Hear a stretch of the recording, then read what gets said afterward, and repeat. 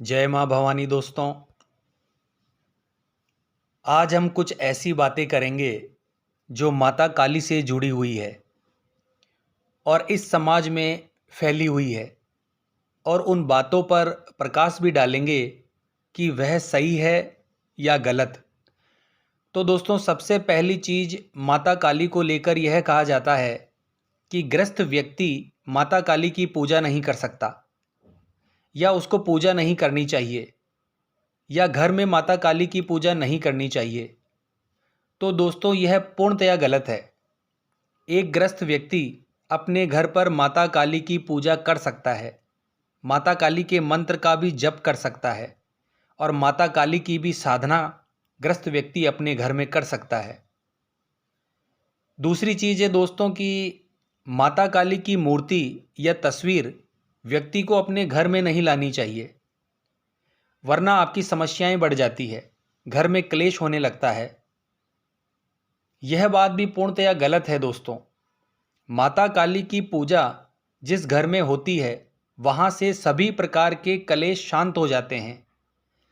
बस इस चीज़ का आपको ध्यान रखना है दोस्तों कि माता काली की जो तस्वीर या मूर्ति आप अपने घर में स्थापित करें, वह सौम्य रूप में होनी चाहिए, मुस्कुराती हुई होनी चाहिए। प्रचंड रूप में जो माता काली की मूर्ति या तस्वीर होती है, उसकी स्थापना आपको घर में नहीं करनी है।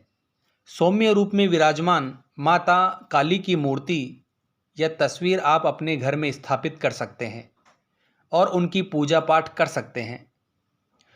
और इसके अलावा हमने लोगों को कहते सुना है कि माता काली की पूजा करने से व्यक्ति पागल हो जाता है या वह जल्दी मर जाता है। तो यह बात भी पूर्णतया गलत है दोस्तों। माता काली की पूजा करने से व्यक्ति जल्दी नहीं मरता है और ना ही पागल होता है, क्योंकि दोस्तों व्यक्ति स्वयं अपने कर्मों से अपनी मृत्यु को प्राप्त करता है और अपने कर्मों से ही पागल होता है। अब हम बात करेंगे दोस्तों कि व्यक्ति अपने कर्मों से किस प्रकार मृत्यु को प्राप्त करता है या पागल हो जाता है। तो दोस्तों, मृत्यु तो अटल सत्य है, वह तो अपने समय पर ही आएगी, किंतु व्यक्ति पागलपन को कैसे प्राप्त करता है? तो इसका एक कारण है कि माता काली की पूजा करने के लिए व्यक्ति के पास दो मार्ग होते हैं। आज के समय में आप जिन भी तांत्रिक बाबाओं के पास में जाते हैं, उनके पास में केवल 3-4 ही ऑप्शन हैं, जिससे वह आपकी घरेलू स्थिति के बारे में बताते हैं या आसपास की जितनी भी चीज़ है उनके बारे में बताते हैं, या आपको थोड़े से टोने टोटके या उपाय बताते हैं घर के कलेश मिटाने के लिए या किसी को वश में करने के लिए।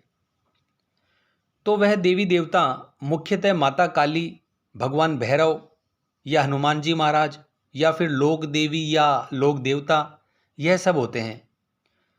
तो कई बार ऐसा होता है दोस्तों कि जो व्यक्ति खुद माता काली की पूजा करता है, वह स्वयं आपको बता देता है कि आपके घर में काली की पूजा होती है और आप वह पूजा पाठ बंद कर दीजिए, नहीं तो आपका विनाश हो जाएगा। और वह स्वयं माता काली की पूजा करता है। बड़ी सोचने वाली बात है दोस्तों। तो दोस्तों, यह सभी बातें धूर्त व्यक्तियों की बातें हैं, ऐसा कुछ भी नहीं होता है। असल में दोस्तों, माता काली की पूजा करने से नुकसान उन लोगों को होता है जो लोग माता काली के बारे में छोटी छोटी पुस्तकें जो आती हैं उसको पढ़ते हैं, क्योंकि उनमें अधूरा ज्ञान भरा हुआ होता है और उनमें पूरा ज्ञान नहीं दिया जाता कि इस विधि को किस प्रकार से करना है या किस विधि को किस प्रकार से अपनाना है, किस प्रकार से इसकी शुरुआत करनी है, किस प्रकार से उसका अंत करना है। वह विधि पूर्णतया उसमें नहीं लिखी जाती, शॉर्टकट में उसमें लिखा जाता है, जिसके कारण व्यक्ति को काफ़ी नुकसान उठाना पड़ता है। क्योंकि दोस्तों, अधूरा ज्ञान व्यक्ति का विनाश कर सकता है।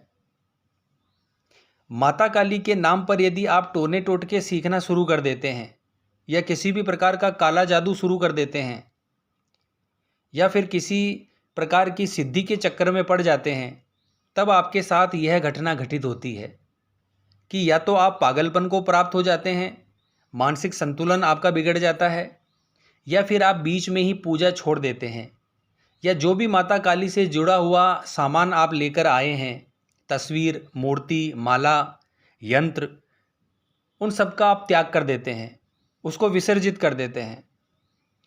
दोस्तों, जो व्यक्ति माता काली की माता के स्वरूप में पूजा करता है, स्वयं को उनका बालक मानकर पूजा करता है, तो उस व्यक्ति के घर में केवल शांति ही शांति होगी और वह व्यक्ति खुद भी शांत होता चला जाएगा।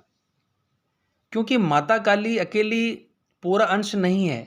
जब भी व्यक्ति उनकी साधना शुरू करता है तो वह अपने साधक को, अपने भगत को भगवान शिव की तरफ भी अग्रसर करती है, और भगवान शिव की पूजा करने से उसमें विवेक और शांति प्रकट होती है।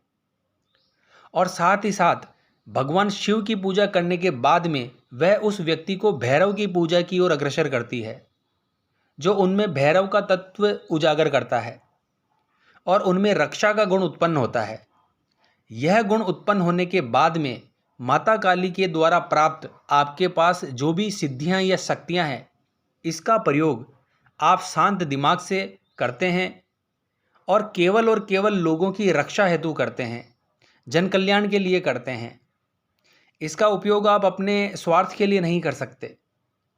तो इस प्रकार से प्राप्त जो भी सिद्धियां होती है वह कभी भी आपको नुकसान नहीं पहुंचाती है। इस प्रकार से प्राप्त शक्तियों से किसी भी व्यक्ति का नुकसान नहीं हो सकता, क्योंकि 3 प्रकार के देवीय तत्व आपके भीतर उजागर हो चुके हैं: माता काली, भगवान शिव और भगवान भैरव। दोस्तों, भगवान भैरव के लिए भी कहा जाता है कि जब आप इनकी पूजा करते हैं तो आपको क्रोध आता है। तो ऐसा नहीं होता दोस्तों। भगवान भैरव तो लोगों के क्रोध को शांत करने वाले और अहंकार को नष्ट करने वाले देवता हैं। इसलिए कहा जाता है दोस्तों कि जिस समय भैरव को उत्पन्न किया गया था पहली बार भगवान शिव के द्वारा, तो उनको उत्पन्न इसलिए किया गया था ताकि वह भगवान ब्रह्मा की रक्षा कर सकें उनके अहंकार से। तो उन्होंने भगवान ब्रह्मा का शीश काट दिया था, क्योंकि उनके अंदर अहंकार उत्पन्न हो रहा था और उनके देवत्व की रक्षा करने के लिए उन्होंने ऐसा किया था। और साथ ही साथ एक बात और मैं आपको बता दूं दोस्तों, जो व्यक्ति माता काली की पूजा करता है तो उनको लोग कहते हैं कि माता काली की पूजा करने वाले को मृत्यु दिखने लगती है और वह समय से पहले मर जाता है, जबकि यह सत्य नहीं है। सत्य तो यह है दोस्तों कि जो व्यक्ति माता काली की पूजा करता है उसको काल का ज्ञान हो जाता है, यानी कि जीवन क्या है और मृत्यु क्या है उसका ज्ञान उस व्यक्ति को हो जाता है। सही प्रकार से अगर कोई व्यक्ति पूजा करता है तो इस प्रकार का ज्ञान होने के बाद में उस व्यक्ति को पता चल जाता है कि उसका जीवन कहाँ से शुरू हुआ था और उसकी मृत्यु किस समय होगी। और यह ज्ञान उसे इसलिए दिया जाता है ताकि उसे यह पता रहे कि इतने समय के बाद में उसकी मृत्यु होने वाली है। तो इसके पहले वह अपने सभी ग्रस्त कर्तव्यों का और सामाजिक कर्तव्यों का पालन करते हुए हर प्रकार के ऋण से मुक्त हो जाए, जैसे मातृ ऋण, पितृ ऋण, गुरु ऋण और जितने भी प्रकार के प्रकृति में विद्यमान ऋण हैं उन सभी से वह व्यक्ति मुक्त हो जाए। और उन चीज़ों से मुक्त होने के बाद में वह स्वयं के लिए मोक्ष का जो मार्ग है उस पर आगे अग्रसर हो सके। इसीलिए माता काली की पूजा करने वाले व्यक्ति को काल का ज्ञान दिया जाता है, जिससे कि उसे पता चल जाता है कि उसकी मृत्यु कब होने वाली है। लेकिन जो व्यक्ति केवल अपने स्वार्थ के लिए तंत्र मंत्र जादू टोना सीखते हैं और माता काली की केवल इसीलिए ही पूजा करते हैं कि उसको कुछ जादू टोने करने आ जाए, तो ज्ञान तो उस व्यक्ति को भी मिलता है किंतु उसके पास विवेक और भैरव का तत्व नहीं होता और माता काली की जो ऊर्जा है, जो शक्ति है, उसको वह संभाल नहीं पाता। और जब उसको अपनी मृत्यु का पता चलता है तो वह व्यक्ति विचलित हो जाता है और पागलपन को प्राप्त हो जाता है, क्योंकि उसे अपनी मृत्यु दिखाई देने लगती है कि मैं इतने टाइम बाद में मरने वाला हूँ, अब मैं क्या करूँ, मैं कैसे बचूँ। तो वह उस मृत्यु से बचने लगता है, क्योंकि उसमें ज्ञान नहीं है, उसमें विवेक नहीं है, उसमें शांति नहीं है। उसने तो केवल जादू टोने के लिए माता काली को पूजना शुरू किया था, ताकि वह जल्दी से सिद्धियां प्राप्त कर सके। तो दोस्तों, एक लालची और स्वार्थी व्यक्ति ही नुकसान उठाता है। जो व्यक्ति एक शिशु भाव से माता की पूजा करता है, उसका सदैव ही माँ जगत जननी माता काली कल्याण करती है। जय माता जी दोस्तों। हर हर महादेव। जय श्री कल्याण।